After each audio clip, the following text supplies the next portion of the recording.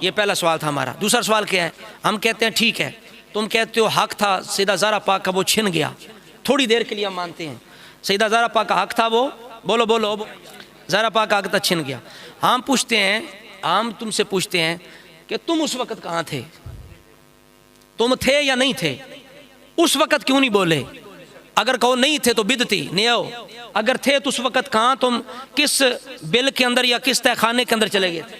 کیڑی کھڈ وچ وڑ گئے سو ادوں کیوں نہ نکلے؟ حضرت علی مرتضیٰ نے کیوں نہیں آکھا اٹھو جی فدق لویے جا کے؟ ادوں کتھے سو اپنا وجود وکھاؤ ہاں جا۔ تو جی ادوں آکھو نہیں تو گئے تسی، جی آکھو ہے ساں تو ادوں جے چپ رہے ہو، حضرت علی بھی چپ رہے ہیں، تو بوتھا ہوں بھی بند رکھو، ہوں ٹاؤں ٹاؤں کیوں کر دے ہو؟ جدو موقع سی لے کے ہوں تو ٹر گیا، فدق ختم ہو گیا، ہوں تو باغ فدق دا نام نشان بھی نہیں، اس جگہ ہی ختم ہو گئی۔ آج تک تہاڈی او بھونک نہیں مکدی پئی تو ادوں کیوں نہیں بولے؟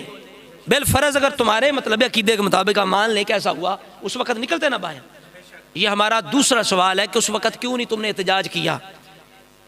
تیسرا سوال ہمارا یہ ہے کہ چل تم مر گئے تھے وہاں، تمہیں جرت نے بوزدل تھے، جس طرح تم نے تقیہ کی تہمت لگائی حضرت علی پہ کہ حضرت علی تقیہ کر گئے تھے، یعنی خوف زدہ ہو کے اپنا حقیقت چھپا گئے تھے، تمہارے مذہب کے مطابق تم تقیہ کر گئے تھے۔ لیکن یہ بتاؤ کہ اللہ تعالیٰ قرآن کے اندر فرماتا ہے کنتم خیر امۃ اخرجت للناس تأمرون بالمعروف وتنہون عن المنکر، اللہ فرماتا ہے تم بہترین امت ہو، تم نیکی کا حکم دیتی ہو، برائی سے روکتی ہو۔ اب یہ ہو ہی نہیں سکتا کہ اتنا بڑا ظلم ہو گیا ہو اور سارے صحابہ اللہ تعالیٰ معاف فرمائے وہ ایک ظلم کے معاملے میں اکٹھے ہو گئے، کسی نے بھی حق کی حمایت نہیں کی۔ یہ ہو سکتا ہے؟ بولو نا۔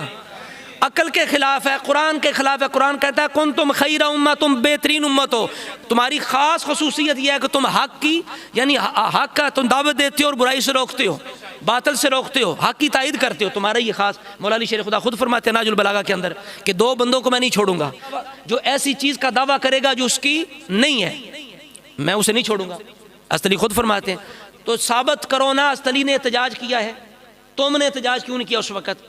تم نے تقیہ کی چادر اوڑھ لی تھی، تو باقی اللہ تعالیٰ جنہیں فرما رہا تم خیر امت ہو، بہترین امت ہو، وہ کدھر تھے؟ انہوں نے کیوں حق کی تائید نہیں کی؟